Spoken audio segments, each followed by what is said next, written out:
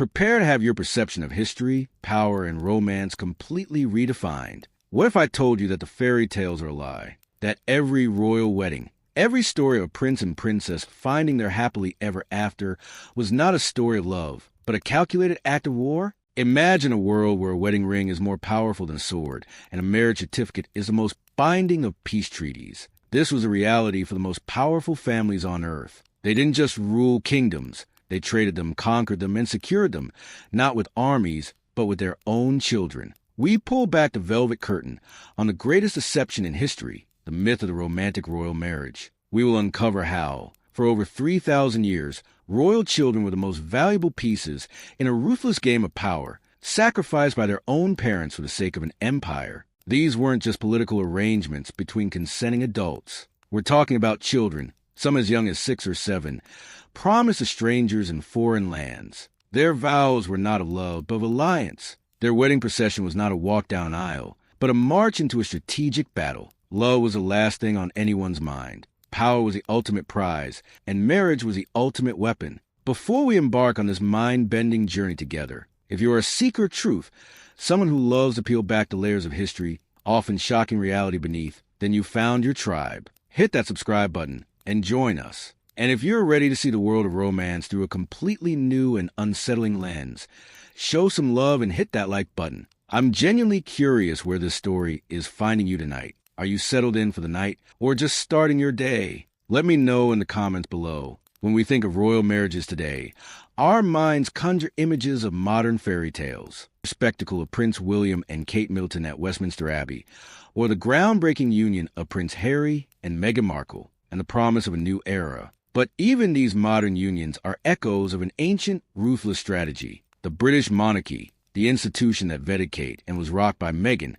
has spent 1,000 years perfecting the art of strategic matrimony. They are masters of a game that is older than democracy, older than money itself. Why waste gold and spill blood in endless wars when a single wedding can achieve the same result? This was a simple, brutal logic that governed the world for centuries. The powerful Habsburg family, for instance, for over 600 years, they controlled most of the continent, redrawing maps not with armies, but with wedding vows. A single Habsburg marriage in the 1500s could transfer entire kingdoms, with their armies and treasuries, from one ruler to another overnight. The scale of this human chess game is staggering. My research uncovered a marriage contract from 1396 for a wedding between Isabella of Valois, who was just 6 years old, and King Richard II of England, who was 29. The document wasn't about their future happiness. It was a detailed military alliance, a cold calculation of power disguised as a sacred union. And this was an anomaly. For royal families,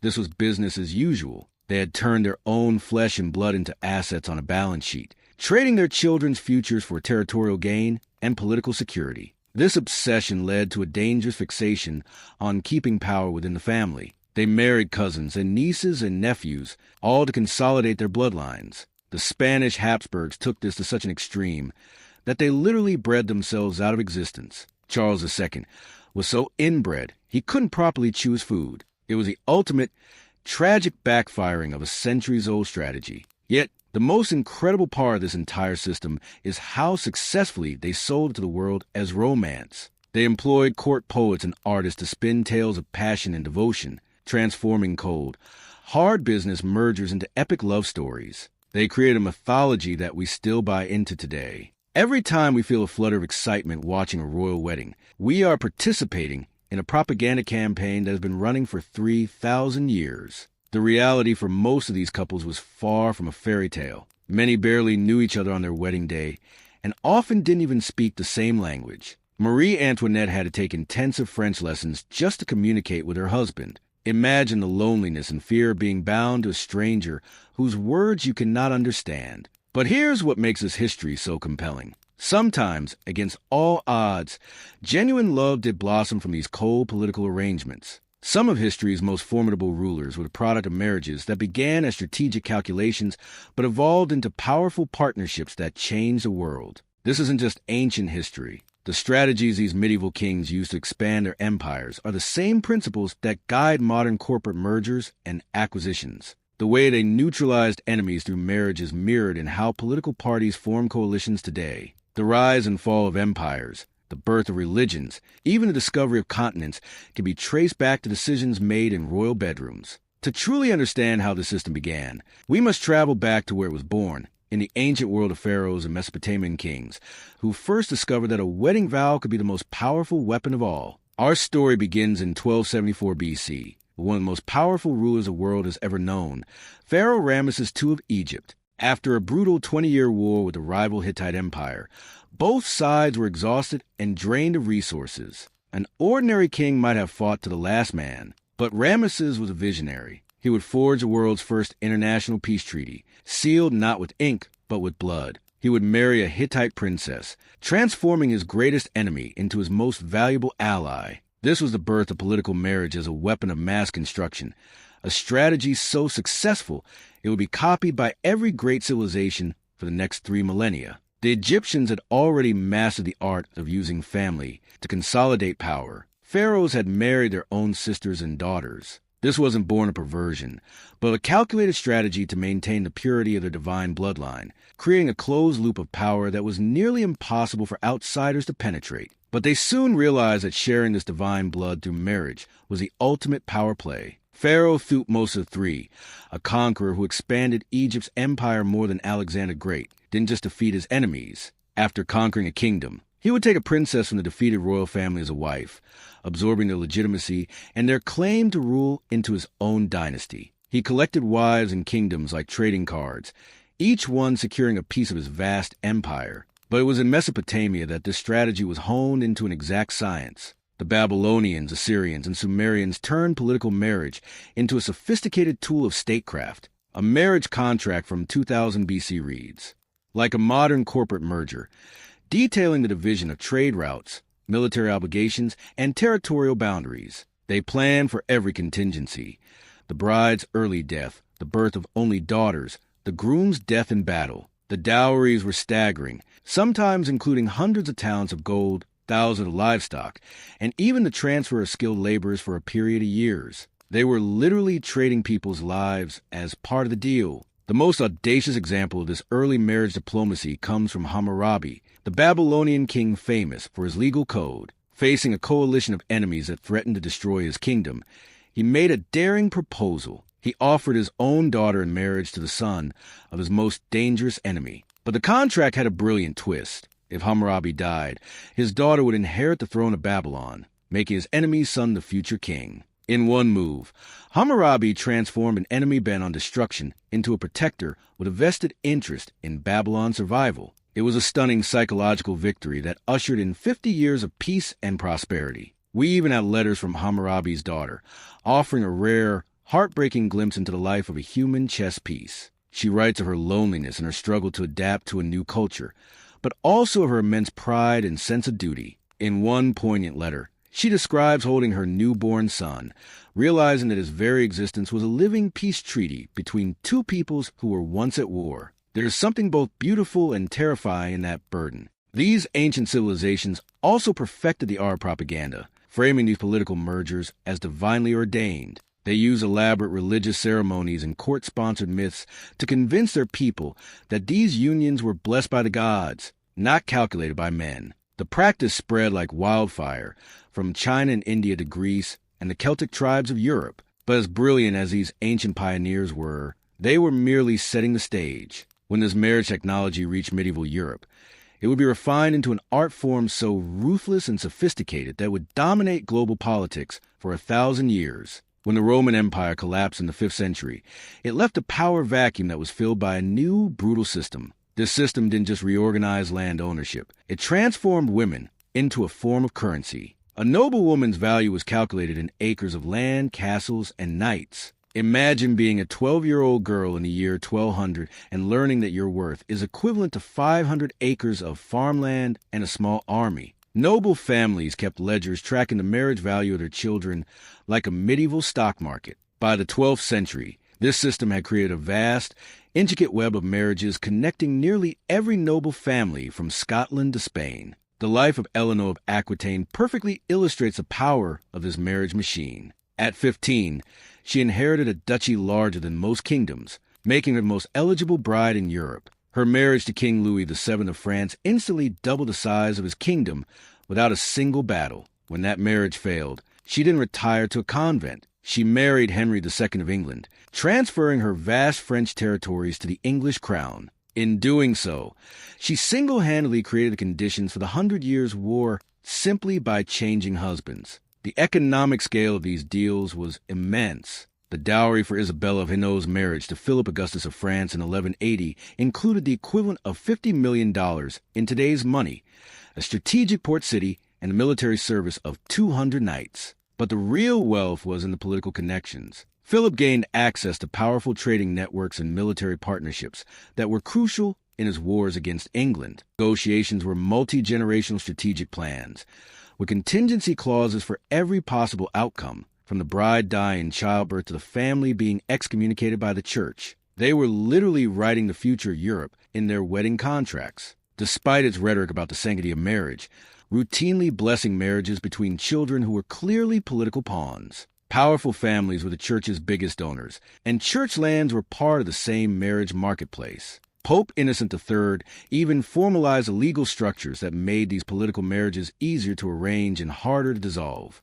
Noble families created diversified portfolios of marriages, weaving complex safety nets of alliances. The Capetian dynasty of France, for instance, arranged marriages with royalty across Europe, from England to the Byzantine Empire, ensuring they had allies to call upon in any crisis. They kept detailed genealogical records, not for sentiment, but to map out marriage opportunities generations in advance. It was a medieval LinkedIn for political matchmaking. The human cost, especially for women, was devastating. Betrothed as children, they were shipped across Europe like cargo, expected to adapt to foreign cultures, and produce male heirs for dynasties they had no connection to. Failure to produce a son could mean divorce, disgrace, or worse. Catherine of Aragon was just one of countless women whose lives were destroyed because they couldn't fulfill the dynastic requirements of their political marriage. Many of these women, like Eleanor of Aquitaine, turned their powerless positions into sources of immense authority, becoming influential rulers in their own right. This sophisticated medieval system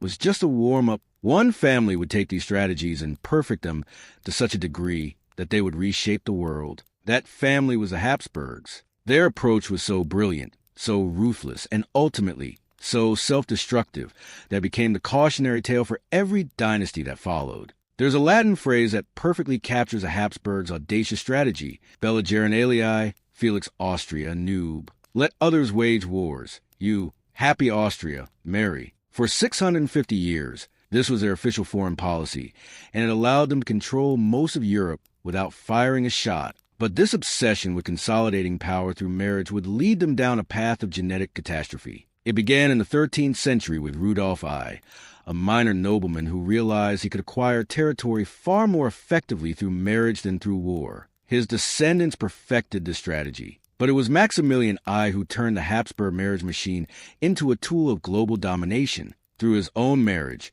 he gained control of the Netherlands and parts of France. Through his son's marriage, the Habsburgs laid claim to Spain and all its New World territories. And through his grandson's marriage, they acquired Central Europe. In just 3 generations, they had gone from minor Swiss nobles to rulers of an empire on which the sun never set. And they did it all with wedding rings. Their success became their undoing. Terrified of diluting their power by marrying outside their own family, they began to marry cousins, then nieces and nephews. They convinced themselves that their blood was superior, a mark of divine favor. They even developed elaborate pseudo-scientific theories to justify their inbreeding, arguing that their bloodline carried inherent qualities of leadership that would be contaminated by inferior blood. However, doesn't bend to political theory. The genetic consequences began to appear. The infamous Habsburg jaw, a severe underbite, became a common feature. Instead of seeing this as a warning sign,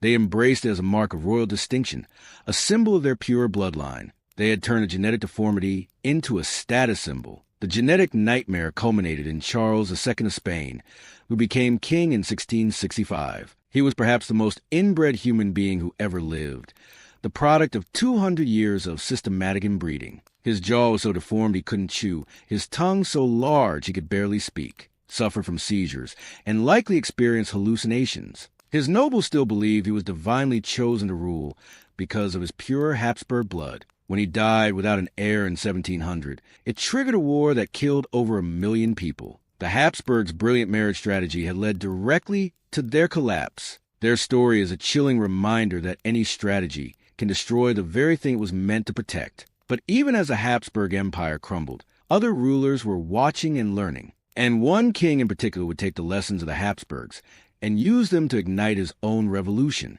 That king was Henry VIII of England. His desperation for a male heir was so intense that he would tear Christianity in two, create his own church, and execute 2 of his wives in the process. What appeared to be the chaotic whims of a passionate king was one of the most ruthless and sophisticated examples of marriage as a weapon of foreign policy. When Henry VIII became king in 1509, his first marriage to Catherine of Aragon was a cornerstone of English foreign policy. Catherine was the daughter of the Spanish monarchs Ferdinand and Isabella, who had funded Columbus and united Spain into a global superpower. Marrying her made England Spain's junior partner in the struggle for dominance against France. The alliance was a brilliant success for 15 years. Catherine failed to produce a male heir. In the 16th century, this was not a personal tragedy, a breach of their marital contract. Henry's solution was radical. He argued that his marriage to Catherine had been invalid from the start. This theological argument was a smokescreen for a brilliant political move.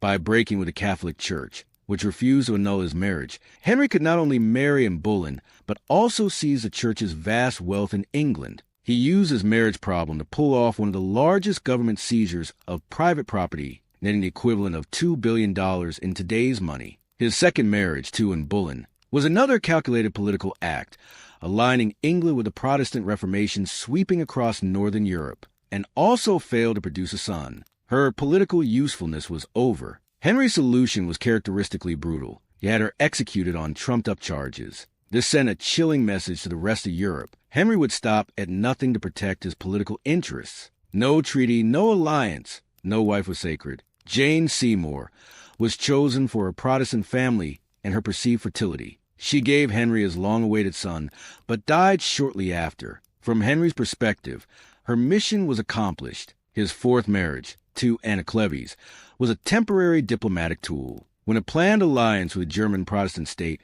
was no longer needed, he had the marriage annulled. The young and politically naive Catherine Howard was executed when rumors of her past surfaced. By this point, marriage to the English king was seen. His final wife, Catherine Parr, was a safe choice, a Protestant widow past her childbearing years who was unlikely to cause trouble. Despite the chaos and bloodshed, Henry's strategy worked. He transformed England from a minor Catholic satellite of Spain into the leading Protestant power in Europe, with a vastly expanded treasury and unprecedented international influence. He proved that marriage could be used not just to build alliances, but to systematically destroy them. The human cost was immense, but for Henry, his wives were acceptable casualties in his quest for power. His actions would shape the world for centuries, leading to the rise of the Anglican Church, the expansion of the British Empire, and a new, more brutal understanding of international diplomacy. Sometimes, the most powerless person in the room is the most dangerous.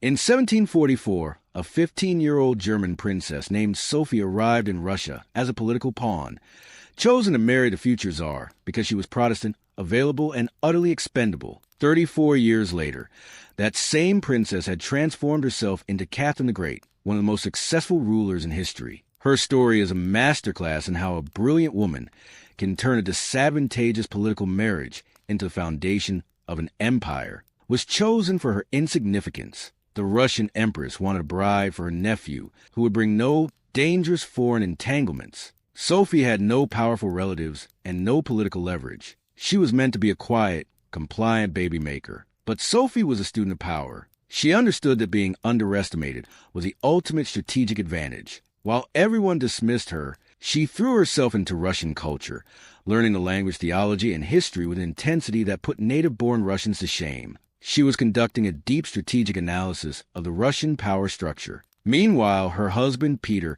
remained obsessed with his German homeland, refusing to learn Russian and alienating the nobility. The contrast was stark. Catherine was making her husband look like a foreigner in his own country. She didn't align herself with the most powerful nobles. She cultivated a network of ambitious, younger courtiers who were dissatisfied with the status quo. She was building a coalition She even used the failure of her own marriage as a political asset. She positioned herself as a long-suffering, dignified wife, a tragic figure who embodied Russian values better. When Peter finally took the throne in 1762, he was a political disaster, alienating every important faction in Russia within months. Who had spent 18 years preparing for this moment, was perfectly positioned to strike. The coup that brought her power was a masterpiece of political choreography, executed in less than 24 hours. She didn't just overthrow her husband, she completely reimagined what it meant to be a ruler. She launched a program of enlightened absolutism, modernizing the legal system, expanding education, and promoting religious tolerance. During her reign, Russia's territory expanded by an area larger than modern France.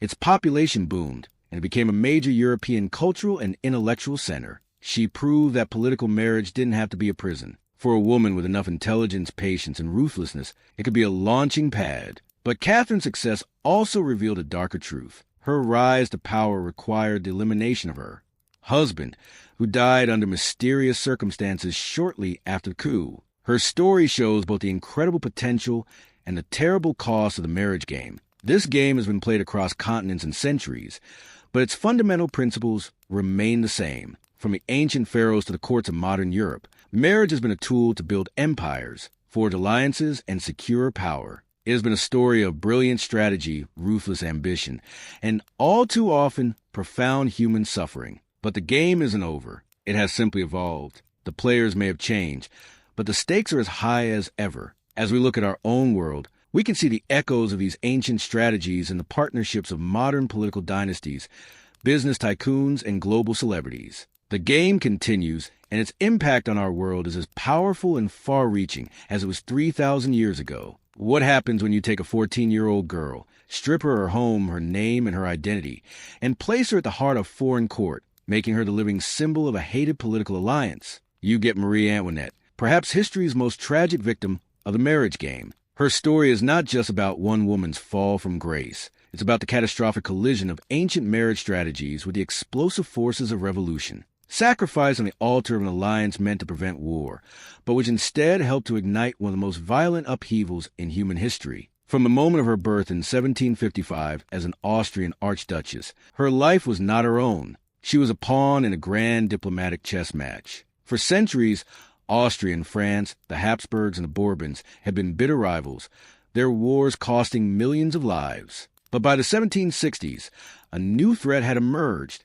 the rapidly growing global power of Great Britain. In a stroke of what they believed was diplomatic genius, Austria and France decided to end their centuries of hostility by uniting their dynasties. The Austrian Princess Maria Antonia would marry the French heir Louis Auguste. It was a strategic masterpiece. The marriage would create a powerful Franco-Austrian bloc to counter British expansion and rewrite the balance of power in Europe. But the architects of this plan failed to consider one crucial element. For generations, ordinary French citizens have been fed a steady diet of anti-Austrian propaganda. So when the young princess, now renamed Marie Antoinette, arrived in France, she wasn't seen as a symbol of peace. She was seen as an infiltrator, a foreign agent sent to serve Austrian interests. The French court launched a massive public relations campaign with lavish festivals and romantic portraits, but it was useless. Already made up its mind. Every cultural misunderstanding, every perceived extravagance was twisted into proof of her foreign treachery. The infamous let them eat cake story,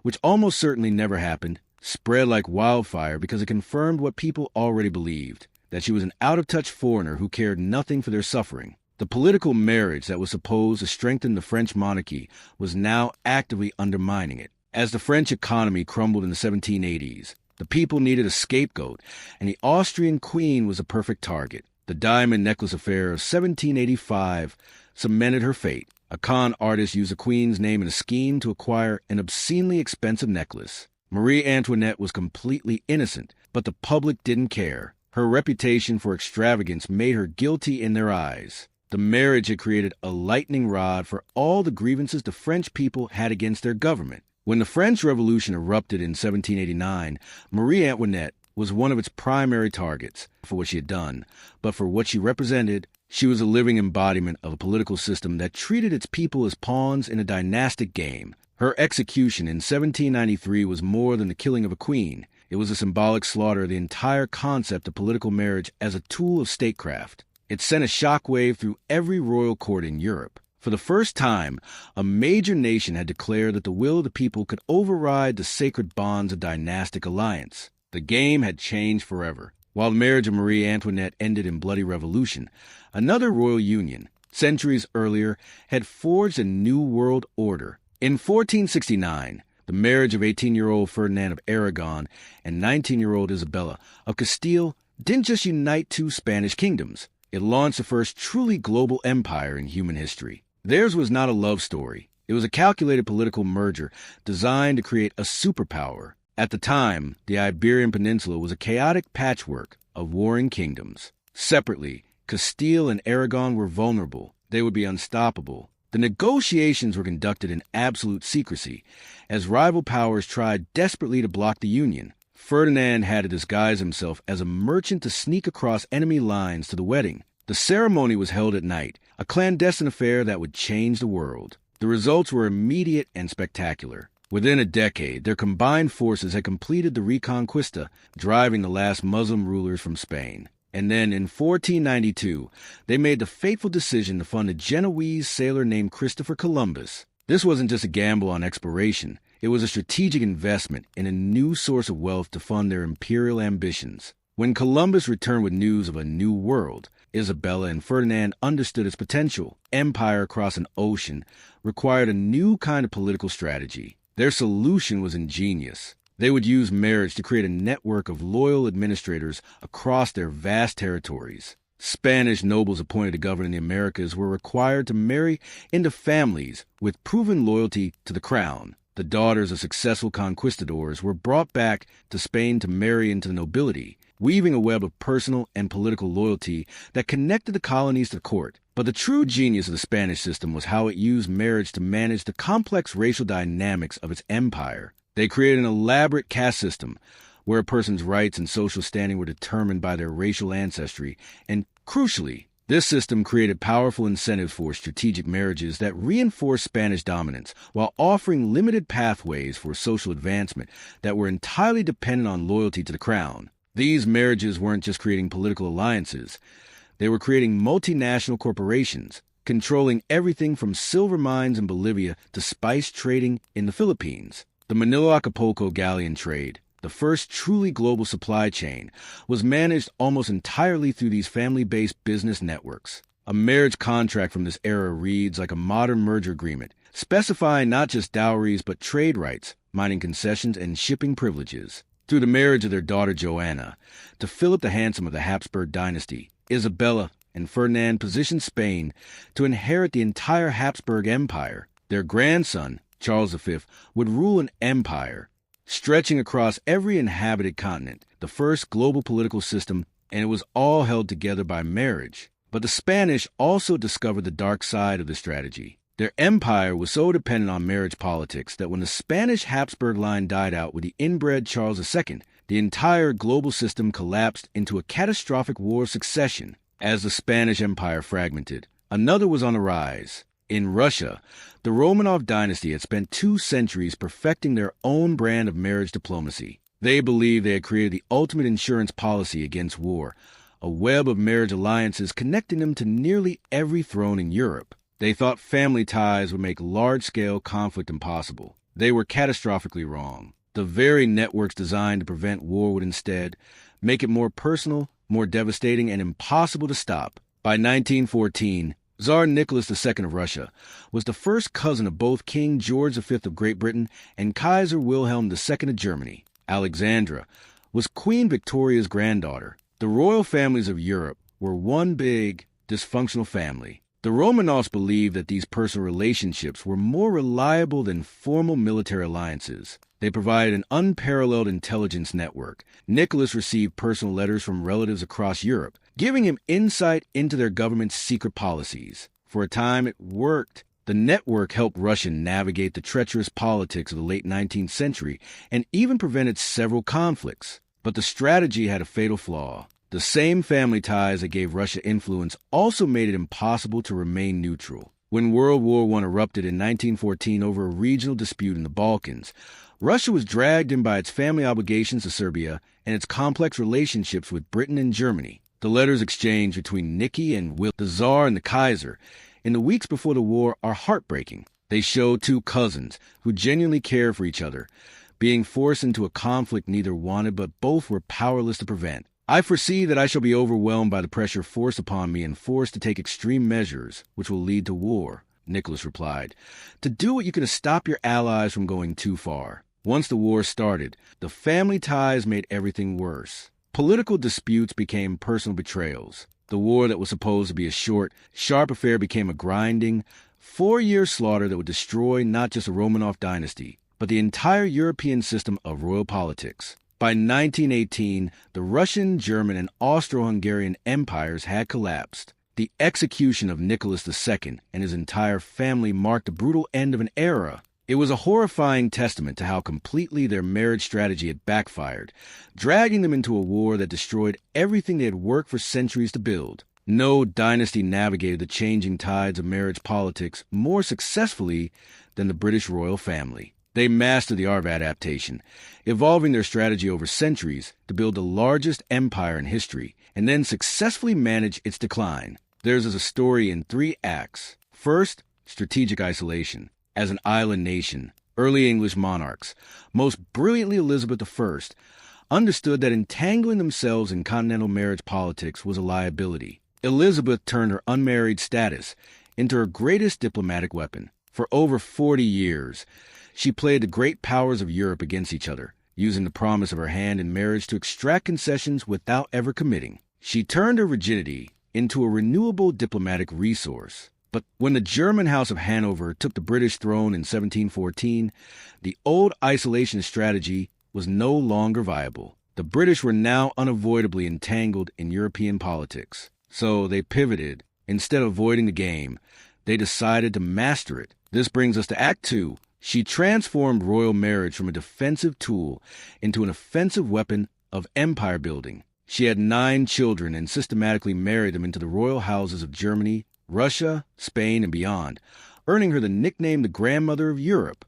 This wasn't just about European influence. These marriages were designed to support British imperial expansion, creating a family network that could coordinate policy in India, Africa, and the Far East. It also created an informal intelligence network that gave the British government an unparalleled advantage in international affairs. But this success came with the same risk that had destroyed the Romanovs. The more entangled the British became in European family politics, the harder it was to stay out of their conflicts. World War I forced the British monarchy to confront this contradiction. Their solution was Act 3, ruthless reinvention. In 1917, as anti-German sentiment raged, King George V changed the family name from the German Saxe-Coburg and Gotha to the thoroughly English House of Windsor. It was a brilliant PR move, a public declaration that their loyalty was to Britain alone, not to their royal cousins across the trenches. While other dynasties were being destroyed by their inability to adapt, the British royal family proved they could completely reinvent themselves to survive.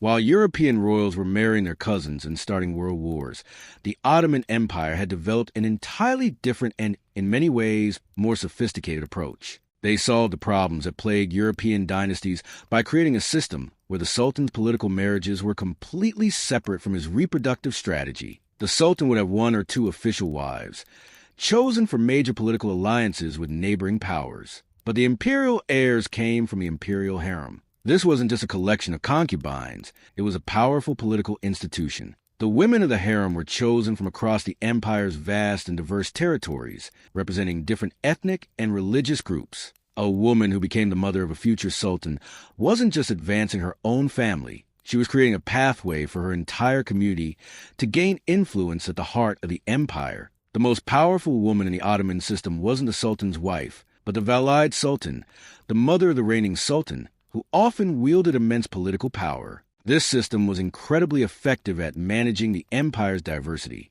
The harem was a living map of the empire, a microcosm of its multicultural society. When Suleiman the Magnificent married Hurrem Sultan, a woman of Slavic origin, it sent a powerful message to the empire's Balkan populations that they too could rise to the highest levels of power. This was not just a marriage. It was a recruitment campaign. The Ottoman system was also more flexible. Unsuccessful or inconvenient wives weren't executed. They were relocated within the harem or married off to other officials. Succession was a brutal but effective competition between the sultan's multiple sons, ensuring that the most capable, not just the firstborn, would rule. It was a system of remarkable complexity and stability that allowed the Ottoman Empire to endure for over 600 years. Fast forward to 1981. The world watched as a young kindergarten teacher named Diana Spencer married Prince Charles.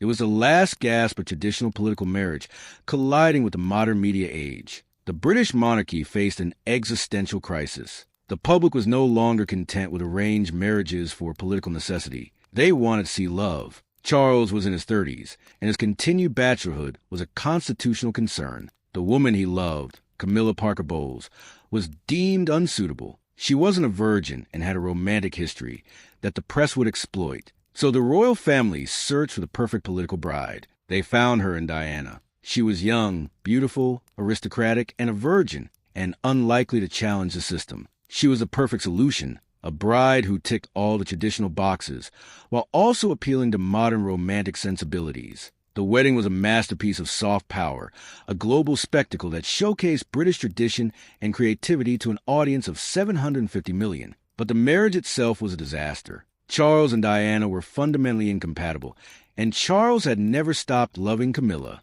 In a previous era, this private unhappiness would have remained behind palace walls. But in the modern media age, every aspect of their marital breakdown was front-page news. When Diana famously said in a 1995 interview, "There were 3 of us in this marriage, so it was a bit crowded," wasn't just a personal confession. It was a devastating indictment of the entire system of political marriage. She argued that she had been sacrificed for an institution that prized calculation over compassion. But Diana turned her victimhood into a new form of power. She used her global celebrity to champion causes a traditional monarchy would never touch, from AIDS to landmines. She proved that a royal who could connect emotionally with the public could wield more influence than one who simply relied on inherited authority. Tragic death forced every remaining royal family to confront a new reality. Traditional political marriage was no longer sustainable. Behind every strategic alliance that reshaped the world are the hidden casualties,